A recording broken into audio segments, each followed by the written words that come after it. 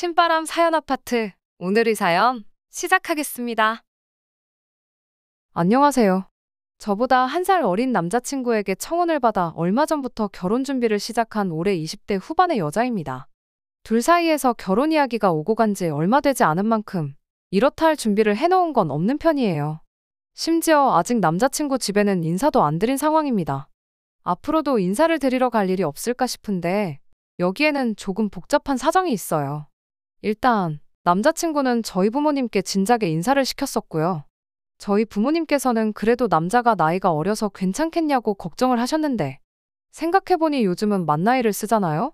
만나이를 쓰면 동갑이라고 봐도 무방할 만큼 제 생일과 남자친구 생일이 크게 차이가 나지 않습니다.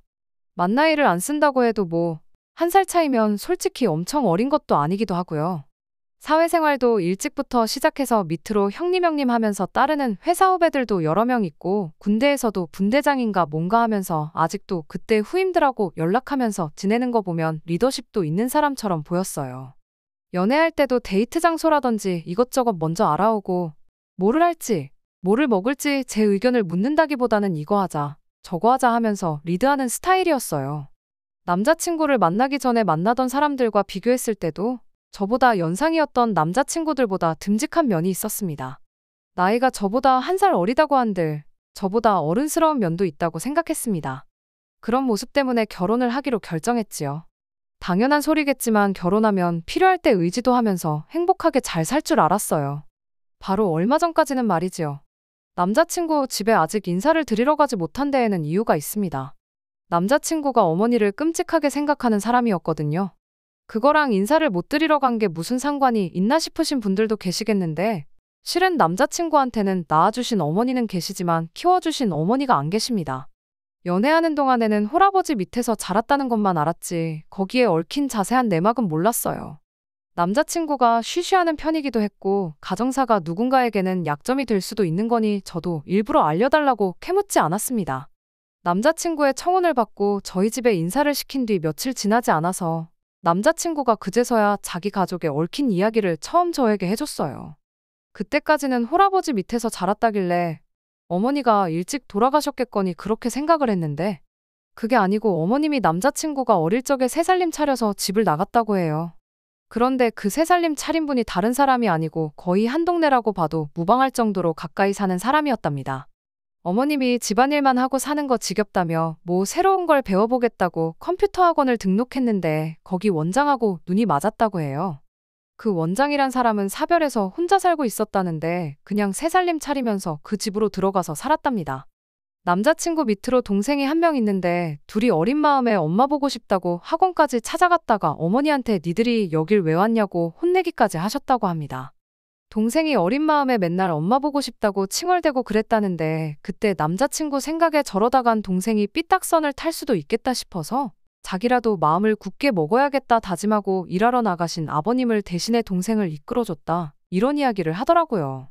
이야기를 듣고 나니 남자친구의 그런 리더십이 어려서부터 자연스럽게 몸에 배어온 습관인가 보구나 생각을 했습니다. 항상 자신감 넘치고 당당했던 그 모습 뒤에 그런 슬픈 과거가 있을 줄은 꿈에도 몰랐지요. 아직 한참 때 나이인데도 불구하고 결혼을 일찍 하고 싶어 했던 것도 하루라도 빨리 안정되고 화목한 가정을 꾸리고 싶은 욕심이 있기도 했다네요. 저를 사랑하는 마음은 당연한 거고요. 아무튼 남자친구가 자기가 이토록 외롭고 힘든 어린 시절을 보냈다는 이야기를 계속해서 듣게 되었어요. 그런데 남자친구의 이야기를 듣고 있다 보니 남자친구 속마음을 도무지 알 수가 없더라고요. 제가 남자친구였다면 당연히 그런 식으로 어린 자식 둘을 내팽개치고 새살림을 차린 것도 모자라 지척에 살면서 자기 자식들한테 찾아오지 말라고 단호한 말을 꺼낸 어머니가 미웠을 텐데 남자친구 말에는 어머니에 대한 미움보다는 그리움이 더 커 보였어요. 심지어 여지껏 혼자 몸으로 자식 둘을 키워오시고 독립시켜준 아버님에 대해서는 그런 노고에 대한 감사함보다 대체 엄마한테 얼마나 못했길래 집을 나가게 만들었냐는 원망이 더 강해 보였습니다. 백번양보에서 어린 시절에 어머니의 부재가 컸던 만큼 어머니에 대한 그리움은 당연히 있을 수 있다 생각하지만 그렇다고 해서 아버지를 미워할 필요까지는 없는 거 아닌가 싶었거든요. 어쨌든 고생하신 건 아버님이 다 하셨으니까요. 그런데 예상외로 남자친구는 아직 독립 못해서 아버지의 도움이 필요한 동생 때문에 아버지 대접을 해주고 있는 거지. 동생만 독립하면 당장 아버지 보고 살 일은 없다는 식으로 말을 해왔습니다. 그런 이유로 저를 집에 인사시키지 않고 있던 거였지요. 제가 모르는 이야기가 더 있을 수도 있으니 남자친구 생각이 그러하다면 그렇게 하는 게 맞다 싶었어요. 결혼식 올릴 때 혼주석을 비워둔다고 한들 본인이 원하는 게 그거라면 어쩔 수 없다고 생각했지요. 그런데 그게 아니었어요. 저희 집에 남자친구를 인사시킨 지 며칠이 지나서 남자친구의 주도로 일단 남자친구의 동생을 먼저 만나보게 되었고, 그날 남자친구가 조만간 어머니랑 상의해서 날 잡을 테니 결혼 허락 받으러 거길 다녀오자는 이야기를 듣게 되었습니다. 어릴 적에 학원까지 찾아가서 문전박대 당했다는 이야기를 들었을 때 당연히 어머님하고는 그 뒤로 연을 끊었겠거니 생각했는데 그게 아니었던 겁니다. 알고 봤더니 남자친구가 취직하고 나서 집에서 나와 독립한 시기부터 어머님하고 연락을 주고받고 있었다는 사실을 또 새로 알게 되었지요. 어떻게 자기 연락처를 알아내서 그래도 모자간인데 지난 날은 다 잊고 잘 지내고 싶다고 연락이 왔다고 해요. 남자친구 동생은 어릴 때 충격이 너무 컸던 나머지 아직도 연락을 안 하고 있는 상황이랍니다. 그리고 그날 이후로 남자친구는 쭉 가족들 모르게 해서 어머님하고 지속적으로 연락을 주고받고 있었나 봐요. 그리고 아버지한테도 아직 말을 안 한 저희 결혼 소식을 어머니한테만 이야기를 했다고 하는 겁니다. 차라리 제가 처음 생각했던 대로 어머님, 아버님 양쪽 다 인사 안 시키고 결혼식 때도 혼주석을 비워둔 채로 진행하자고 했으면 이해라도 했을 텐데. 호적상 실제 가족인 아버지는 빼고 이젠 남이 되어버린 어머니한테만 인사를 시키겠다니 솔직히 이해가 가질 않았고 혼란스럽기까지 했습니다. 그러면서 동시에 다른 걱정도 생기게 되었지요. 저를 아버님께 인사시킬 생각이 없다는 건 곧 결혼을 한다는 이야기부터 전하지 않을 생각인 것 같은데, 자이던 타이던 아버님이 아들 결혼식에 참석을 못하실 수도 있다는 건 예상했지만 어머님만 참석을 하시게 되는 건 예상 못했거든요. 만약 그렇게 된다면 신랑 측 혼주석에는 어머님이 혼자 계시는 건지 아니면 새살림 차린 그쪽 집 아저씨가 같이 혼주석에 앉게 되는 건가 싶었어요. 아니나 다를까 남자친구한테 어머님은 하객으로 오시는 거냐 혼주로 오시는 거냐 물었더니 나를 낳아준 어머니인데 혼주석에 자리하시는 게 당연한 거 아니냐고 살짝 화가 난 말투로 말을 하더라고요. 문제는 저는 그렇게 하고 싶은 생각이 눈꼽만치도 없다는 거였어요. 그렇다고 남자친구한테 피덩이 같은 두 자식 버리고 새살림 차린 당신 어머니는 혼주석에 앉을 자격이 없으니 결혼식에 부르더라도 하객석에 앉게 하라고 할 수도 없는 노릇이기도 했고요. 제가 고리타분한 사고를 가지고 있는 걸지도 모르겠습니다만 결혼이 일륜지대사라고 하는 만큼 지켜야 할 기본적인 도리가 있다고 생각하거든요. 양가 집안이 하나가 되는 건데 서류상 한 가족인 아버지는 결혼식에 부르지도 않고 이젠 남의 가족인 어머님과 완전 생판남인 그 집 아저씨를 저희 부모님과 같은 선상에 두는 것부터 말도 안 된다고 생각했어요. 물론 남자친구가 혼주석에 계신 어머님 옆에 그 새살림 차린 아저씨가 앉을 거라는 말을 하지는 않았지만 아무튼 괜히 더 따지고 들어봐야 말다툼만 일어날 것 같아서 저도 거기까지만 말하고 다른 말은 따로 하지 않았습니다. 이제 결혼 준비를 막 시작한 만큼 대화로 충분히 풀어나갈 가능성이 있지 않겠나 싶었거든요. 아직도 한 집에 같이 사는 동생이 있는데 심지어 동생은 어머니를 두 번 다시 볼 생각이 없는 것처럼 보이는데 설마 아버지 모르게 결혼을 할 수나 있을 리가 있겠나 싶었기도 하고요. 그리고 며칠 전 남자친구가 다음 주 주말에 시간이 되느냐고 물어왔어요. 어머니랑 약속 잡아놨다고 되도록이면 시간 비워놓으라는데 올 것이 왔구나 싶은 기분이었습니다. 진짜 이러다간 아버님은 결혼식장에 발도 못 붙이고 혼주석에는 생판남이나 마찬가지인 모르는 아저씨가 앉아있을 것만 같고 한마디 하지 않을 수가 없더라고요. 그래서 제가 아무리 생각해도 이건 아닌 것 같다고, 너를 낳아주신 어머니니까 인사드리는 게 문제가 되는 건 아니지만 혼주인 아버님께 먼저 인사를 드리고 그 후에 어머님한테 인사를 드리는 게 순서가 맞는 것 같다고 한마디 했습니다. 그랬더니 남자친구가 정색을 하더라고요. 아버지는 없는 걸로 생각하면 된다고요. 여지껏 평생을 어머니가 없는 거라 생각하고 살았는데 아버지가 없는 것처럼 사는 거 일도 아니라고. 어차피 너도 우리 아버지 얼굴 한 번도 본 적 없지 않냐며 원래 없던 사람인 셈 칠합니다. 그러면 간단한 거 아니냐는데? 워낙에 고집을 부리기에 일단은 알겠다고 한 상황입니다. 아직 어머님을 만나기로 한 날까지 열흘 정도 시간이 남아있는 상황인지라 어떻게든 남자친구 설득해서 아버님한테 먼저 인사를 올리던지 정 안 되면 어머님 먼저 만나 뵙고 나서 아버님께도 인사를 드리러 가자고 하고 싶은데 부모님 축복 속에서 결혼하는 게 이렇게 힘든 일인 줄은 몰랐습니다. 남자친구 가정사인데 제가 너무 오지랖을 부리는 건가 싶기도 하고요. 그래도 아무리 생각하고 또 생각을 해봐도 남자친구가 취직한 이래로 독립해서 나와 살고 있긴 한다지만 남자친구가 자라온 과정에 대해서 제가 속속들이 전부 알고 있는 것도 아니지만 이건 아닌 것 같아요. 어떻게 남자친구 마음을 돌릴 방법은 없을까요? 안녕하세요. 얼마 전에 남자친구가 한가족인 아버지는 결혼식에 부르지 않고 어릴 적에 자식들 두고 집 나가 새 살림 차린 어머니를 혼주석에 앉히고 싶어하는 남자친구 때문에 고민이라고 사연을 보냈던 쓰니입니다. 결국엔 남자친구 고집을 꺾을 수가 없어서 예정된 대로 어머님을 찾아뵙고 왔어요. 그리고 이렇게 글을 다시 적게 되었습니다. 만나기로 한 장소는 어머님이 살고 계시는 곳 근처였어요. 새 살림 차렸을 때는 한 동네에 가까이 살았다더니 기차로 1시간 반을 가야 할 만큼 먼 곳에서 살고 계셨습니다. 약속 장소에 도착했더니 남자친구 어머님만 혼자 계셨어요. 새 살림 차리신 분 호칭을 뭐라고 해야 하나, 아저씨라고 해야 하나 고민이었는데 그것만큼은 참 다행이었습니다. 아무튼 저는 당연히 호적상으로도 가족이고 여태까지 남자친구와 남자친구 동생을 책임지신 아버님이 혼주석에 앉는 게 당연하다는 입장이다 보니 그래서 그랬나 어머님 인상이 그렇게 좋아 보이진 않았어요.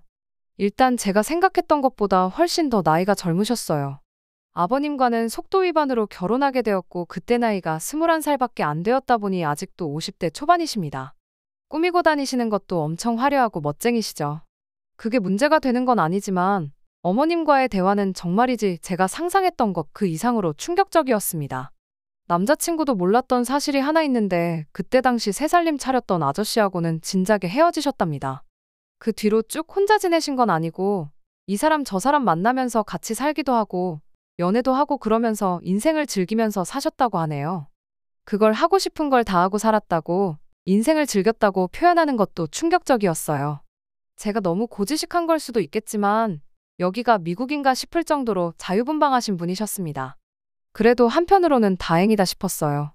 혼주석에 누군지도 모르는 아저씨가 옆에 앉아있는 것보다야 어머님 혼자 계시는 게 나을 수도 있고 이 경우라면 남자친구를 설득해서 어머님, 아버님 두 분 다 혼주석에 계시도록 이야기를 할 수도 있겠다 싶었습니다.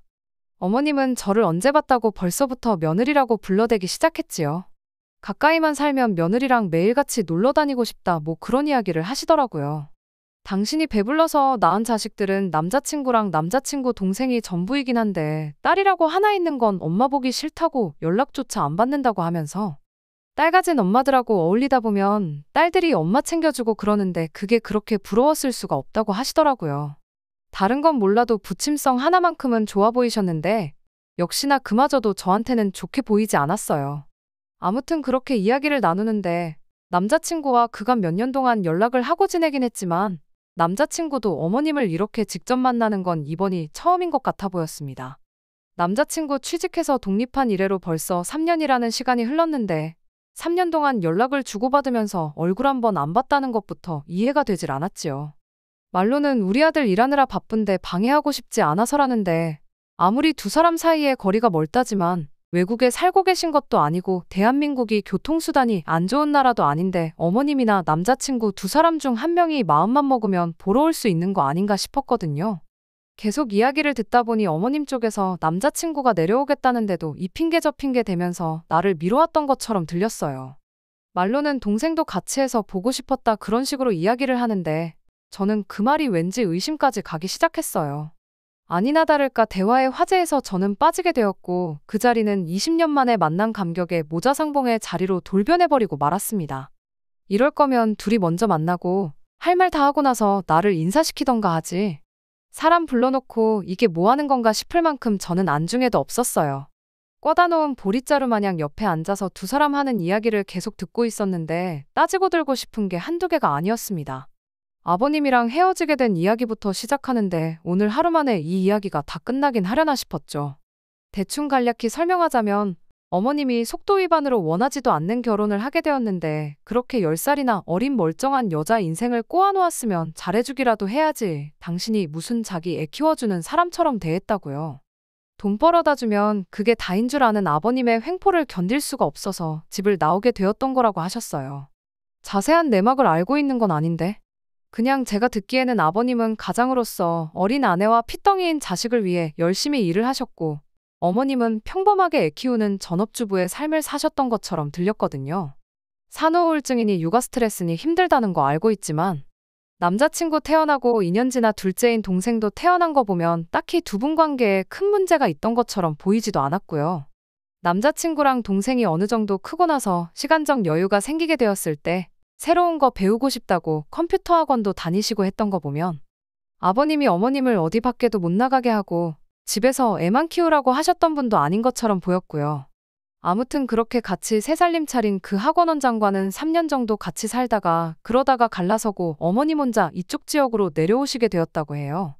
어떻게 헤어지게 되었는지에 대해서는 이유를 따로 설명해 주지는 않으셨습니다. 남자친구는 그 이야기를 듣고 그 사람은 고작 3년 만에 어머님하고 갈라서려고 우리한테서 어머니를 빼앗아갔던 거냐며 분개했지만 어머님 혼자 이 지방까지 내려오게 된 데에는 분명히 갈라설 만한 이유가 있었을 거라 생각합니다. 누구 잘못인지는 모르지만 어머님이 어쩌다 그렇게 된지 설명을 생략하는 것만 봐도 대충 짐작이 가는 상황이었고요. 아무튼 그 뒤로 이 지역에 정착해서 혼자 지낼 때도 있었고 혼자 지내는 다른 사람과 같이 지낸 적도 있었고 그런 식으로 살다 보니 갑자기 자식들이 그리워져서 어떻게 남자친구 연락처를 알아내서 용기 내 연락을 하셨던 거랍니다. 이야기 듣는 내내 뭐 하나 명확하게 오해를 풀 만한 이야기는 없었어요. 제가 너무 삐딱한 자세로 어머님이 하는 말을 들어서 그런 걸 수도 있겠다 싶기도 했습니다. 남자친구는 눈물까지 보이며 어머니가 그간 고생 많으셨던 것 같다며 뚝뚝 눈물까지 흘리고 있었기 때문이에요. 이야기가 길어지는 덕분에 주문한 음식들에는 손도 대지 않은 상황이었지요. 대충 이야기 마무리되고 나서 그제서야 식사를 시작했는데 남자친구가 이것도 맛있다 저것도 맛있다 하면서 어머니도 드셔보시라 하는데 그 모습을 보니까 어머니가 있는 일상이 저한테는 당연한 것인데 남자친구한테는 얼마나 갖고 싶은 일상이었을까 싶기도 하고 또 그간 어머니가 얼마나 그리웠을까 그런 생각도 들고 안쓰럽기도 하더라고요.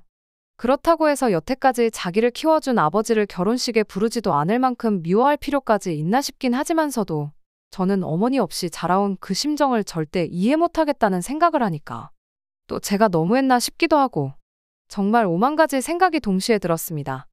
혼주석에 관련한 이야기 또한 솔직히 남자친구가 직접적으로 언급한 적도 없던 부분이었고 어머님 또한 대화 시작할 때 새살림 차렸다던 그분과는 진작에 갈라섰다는 말까지 하셨다 보니 제가 생각했던 최악의 경우는 볼 일이 없겠구나 싶었고 그냥 이 상황을 인정하고 받아들여주는 게 좋겠다 싶었어요. 다른 사람도 아니고 아버님 몰래 결혼식을 올린다는 이야기는 여전히 받아들이기 힘들었지만 그거야 뭐 제가 처음에 생각했던 것처럼 대화로 천천히 해결해보면 되겠다 싶었죠. 여전히 결혼식까지는 시간이 넉넉한 상황이었으니까요. 식사를 다 마치고 나서 계산은 남자친구가 했어요. 밥값이 꽤 많이 나왔었거든요. 식사 마치고 나서 계산할 때 되니까 어머님이 먼저 밥 잘 먹었다고 커피는 자기가 쏘겠다고 말을 꺼내고는 먼저 가게 밖으로 나가셨어요. 어른이라고 무조건 계산을 해줘야 한다는 건 아니지만 그래도 몇십 년 만에 처음 아들을 직접 만나는 자리였던 데다가 거기에 저까지 있었는데 조금 의아했어요. 이후 저희는 택시를 잡아서 어머님이 자주 가신다는 카페로 향했습니다. 메뉴를 고를 것도 없이 카페 들어서자마자 어머님이 먼저 가서 아메리카노 3잔을 주문하셨어요. 밥 먹은 직후라 그런지 달달한 게 땡겼지만 카페에서도 제일 싼 메뉴로 묻지도 따지지도 않고 시키신 것 그리고 밥값 계산할 때 먼저 쪼르르 나가신 것으로 보아 어머님이 현재 주머니 사정이 별로 좋지 않구나 하는 걸 대번에 짐작할 수 있었습니다.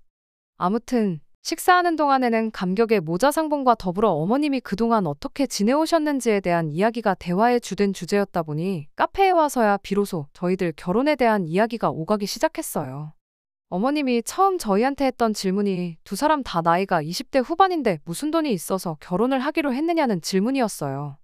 마침 남자친구네 회사에서 결혼한 직원에 대해서 2억까지 전세금을 지원해주는 복지제도가 있는데 그걸 이용해서 일단 신혼집 먼저 구하고 차근차근 하나씩 맞춰나갈 계획이라고 설명드렸습니다. 그 말을 듣고는 어머님이 역시 우리 아들이라면서 능력이 있으니까 회사에서 그만큼 지원해주는 거 아니겠냐고 엄청 좋아하시더라고요. 그러더니 저한테 우리 며느리는 돈을 얼마나 버느냐고 대놓고 물어오셨어요. 말투가 마치 우리 아들 덕분에 신혼집 문제를 해결한 거나 마찬가지인데 너는 우리 아들 해오는 만큼 해오는 건지 한번 확인해 봐야겠다는 말투였죠. 월급에 대해서 숨길 것까진 없지만 대답하기 조금 꺼려지는 질문이었는데 그래도 거기서 비밀이라고 하기도 뭐해서 그냥 한 달에 300 정도 벌고 있다 솔직하게 대답했습니다. 성과급 같은 거 생각하면 350 정도 받는다고 봐도 무방한데 굳이 거기까지 말할 필요는 없겠다 싶어서 참았네요. 그런데 계속해서 어머님 입에서 나오는 질문들이 전부 다 돈에 관한 이야기였어요. 저희 부모님 이야기까지 물어보시면서 두 분이 같이 살고는 있는지, 노후 준비는 다 되어 있는지부터 살고 계신 집이 자가인지 전세인지, 대출은 남아있는지까지 대답하기 난감한 질문들을 계속해서 물어오셨습니다. 쏟아지는 질문들이 너무 부담스러워서 잠깐 화장실 좀 다녀오겠다고 하고 자리에서 일어났어요. 겸사겸사 분위기도 환기시키고 제가 자리를 비운 만큼 대화의 화제도 다른 곳으로 돌아가지 않을까 생각을 했거든요. 두 사람이 화장실 쪽을 등지고 앉아 있었는데 둘이 무슨 대화를 나누는지 제가 가까이 오도록 눈치도 못 채고 대화에 열중한 상태였어요. 저도 정확한 내용이 뭔지는 아직도 모르지만 전후 상황을 유추해보면 조금 애매한 내용이었습니다. 용돈이 어쩌고 한 달에 150이면 충분하다는 내용이었고 제가 자리에 가까워오자 두 사람이 황급하게 대화를 멈췄거든요. 혹시나 싶어서 무슨 이야기 나누셨냐 물어보니 별거 아니라는 듯이 얼버무리기 시작하는데 그게 아직도 신경 쓰이긴 하네요. 아무튼 제가 생각한 대로 제가 화장실에 다녀오는 동안 분위기가 많이 환기되어서 더 이상 저희 집 경제 상황에 대해서는 이야기가 나오지 않았어요. 어머님이 아들이랑 이렇게 같이 시간을 보내니까 너무 좋다고, 이렇게 좋은 줄 알았으면 진작에 그 사람이랑 갈라섰을 때부터 연락을 하고 지낼 걸 그랬다 하시면서 또다시 모자상봉의 감동에 취하기 시작했습니다. 저희가 기차를 타고 왔다 보니 돌아가는 시간을 맞춰야 해서 어머님과 인사하는 자리는 그렇게 어영부영 끝이 나게 되었습니다. 어머님이 저희를 기차역까지 배웅해 주셨는데 헤어지기 직전에 어머님이 충격적인 이야기를 하나 더 꺼내오셨어요. 3주 정도 뒤에 다시 한번 내려올 수 있냐고요. 날짜를 확인해보니 금요일이었는데 회사에 휴가를 내서라도 둘이서 같이 오라고 하시더라고요. 기차표는 토요일에 돌아가는 표로 끊으라고 하셨고요. 무슨 일 때문에 휴가까지 내서 오라는 건가 싶었는데 어머님이 혼자 살고 있는 집도 구경시켜주고 지금 같이 살고 있지는 않지만 만나고 있는 사람이 있는데 그이도 소개시켜주고 싶다고 하더라고요. 제가 대답도 하기 전에 남자친구가 당연히 시간을 내겠다고 대답을 했어요. 그런데 저는 그때부터 거의 멘붕 상태나 마찬가지였습니다. 새 살림 차렸다던 분하고는 헤어졌다고 하길래 제가 최초에 걱정하던 문제는 신경도 안 써도 되겠다 안심하고 있었는데 만나는 사람이 있다고 하니 엄청 신경이 쓰이기 시작했어요. 저는 굳이 안 봐도 되는 사람이긴 했는데 괜히 저 없이 셋을 만나게 했다가는 무슨 이야기가 오가게 될지 모르겠어서 그날 나는 안 간다고 말하기도 뭐하더라고요.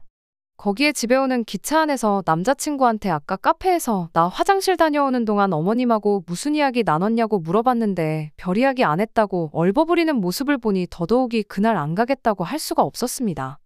그리고 시간이 흘러 벌써 다음 주가 다시 내려가기로 한 그날이에요. 여전히 남자친구는 아버님한테 저를 소개시켜주고 싶은 마음이 없어 보이고요.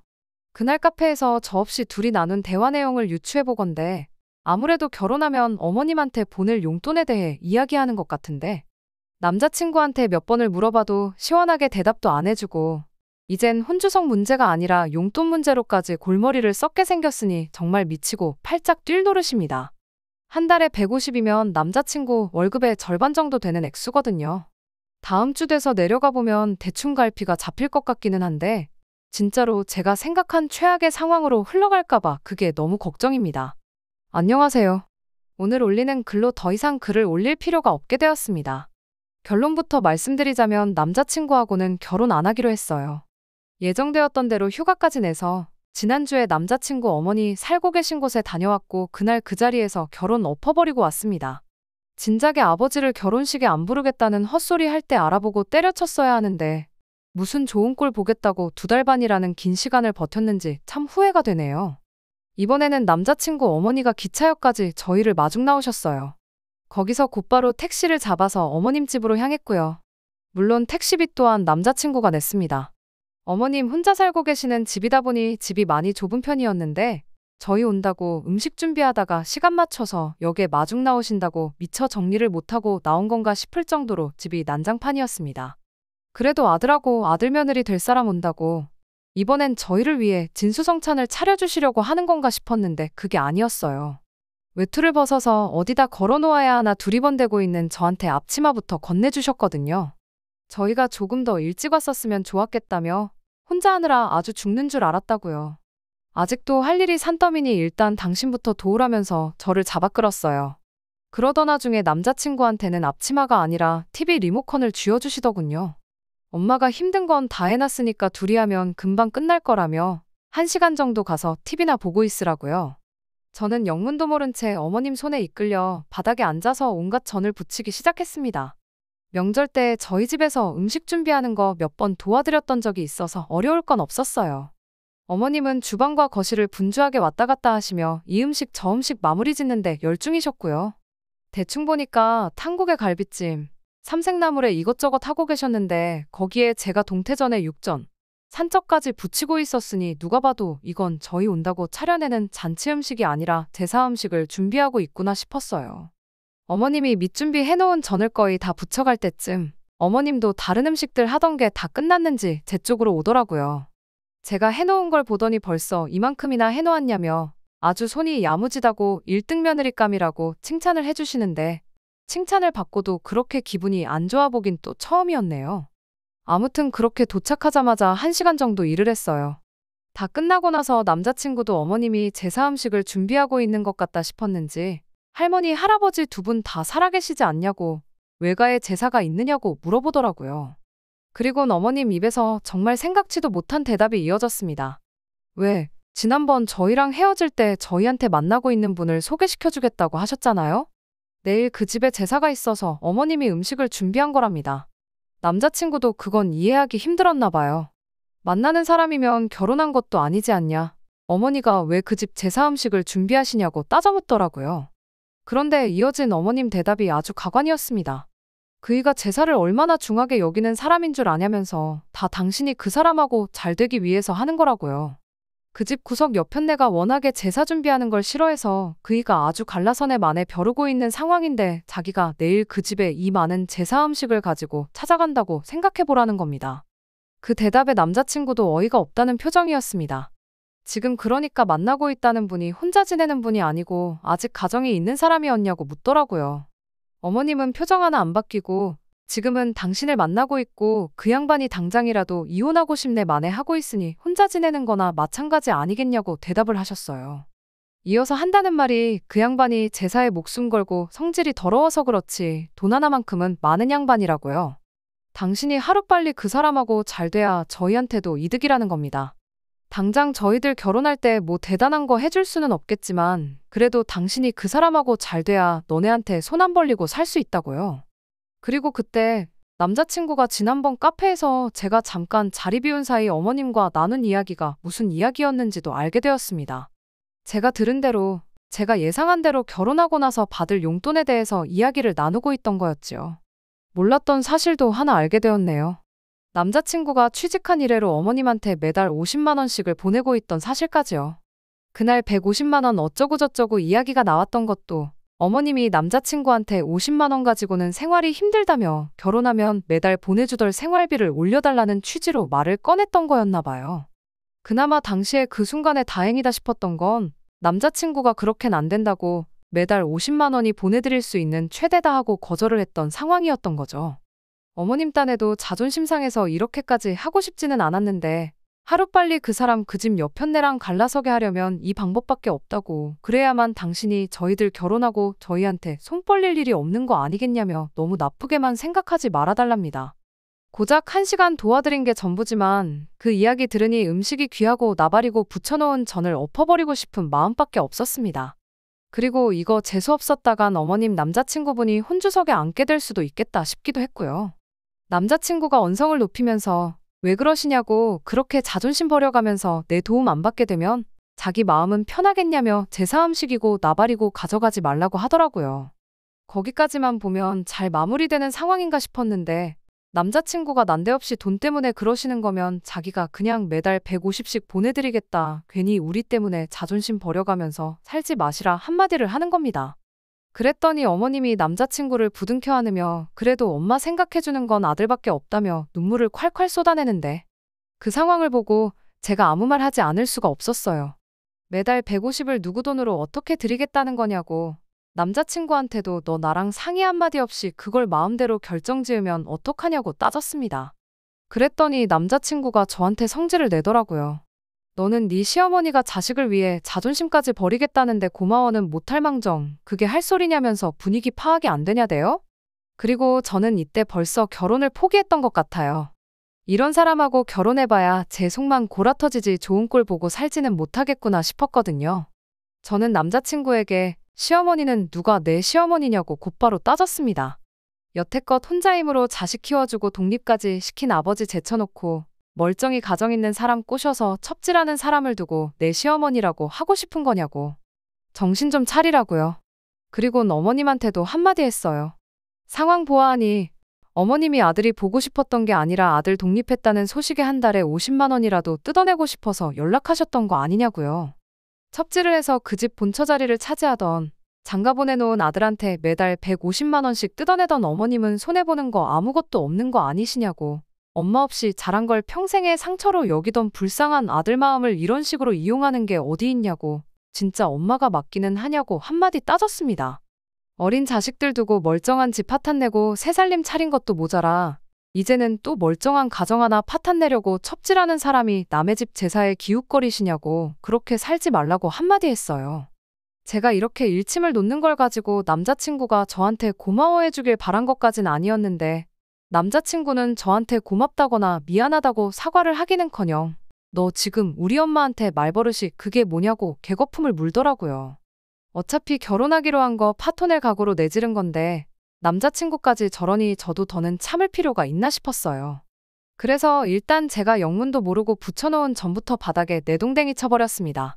나물 묻혀놓은 거 담아놓은 것도 그대로 싱크대에 털어버리고 탕국이랑 갈비찜 해놓은 냄비까지 다 엎어버리고 나서 남자친구와 남자친구 어머니한테 한마디 했어요. 어머님은 이걸로 이제 첩질도 못하게 된 것 같으니 엄마 불쌍하게 여기는 아들하고 둘이서 살면 되겠다고 했어요. 동시에 남자친구한테는 힘들게 되찾은 어머니를 누군지도 모르는 다른 남자한테 빼앗길 뻔한 거 내가 되찾아준 거니까 나한테 성질 부리지 말라고요. 그리고 두 번 다시 어머니 다른 사람한테 넘겨줄 생각 말고 끔찍히 아끼는 아들이 평생을 모시고 책임지고 살면 되는 거 아니겠냐고 한마디 해줬습니다. 겨우 이딴 것 때문에 내가 회사에 휴가까지 내고 내려온 게 아깝다고 내일까지 있을 것도 없고 나는 먼저 돌아갈 테니 음식 다시 해서 그 집구석에 갖다 바치던 알아서들 하라고 말하고 저는 그 집을 빠져나왔어요. 그리고 그 길로 기차표 새로 끊어서 집으로 올라왔습니다. 애초에 혼주석에 누가 앉고 그런 게 문제가 아니었어요. 애초에 대화로 풀어서 들을 머리가 있던 사람이었으면 키워준 아버지 은혜도 모르고 어머니만 결혼식에 부르겠다는 말도 하지 않았을 테니까요. 그때 벌써 파혼을 했었어야 했는데 거의 3달에 가까운 시간을 낭비한 기분이네요. 아무튼 그렇게 남자친구하고는 끝이 나고 말았어요. 끔찍히 여기는 어머니 눈치가 보여서 그런가 그날은 물론이고 다음날이 밝을 때까지 저한테 연락 한 통 없더라고요. 그 덕에 오히려 마음을 굳게 먹을 수 있었어요. 괜히 미안하다. 잘못 생각했다 연락이라도 오면 어떻게 해야 하나 싶었는데 말이죠. 얼마 전에 남자친구가 아니라 남자친구 여동생한테서 전화가 왔었어요. 처음 어머니한테서 연락이 왔다고 했을 때부터 자기가 연락 못하게 막았어야 했다며 저한테 미안하다고 사과를 하더라고요. 오히려 아직 대학생밖에 안 된 여동생이 생각이 더 깊구나 싶었습니다. 남자친구 때문에 아주 집이 난리가 났다고.